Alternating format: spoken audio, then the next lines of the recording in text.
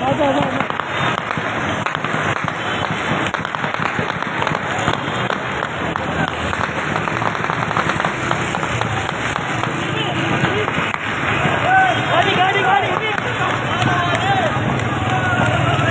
शायद भाई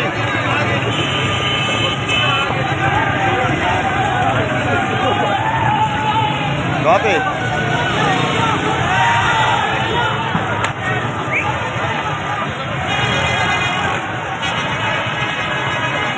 वो आ गए हैं, वो उन्होंने ऑपरेशन करना है, वो इसी वजह से आए हैं।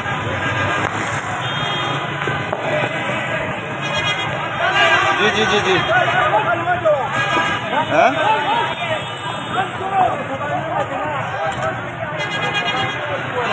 मैं इधर ही हूँ, ये ऑपरेशन जहाँ पे चल रहा है मैं उधर हूँ। आप बस गाड़ी DSNG दफ्तर में लगाएं,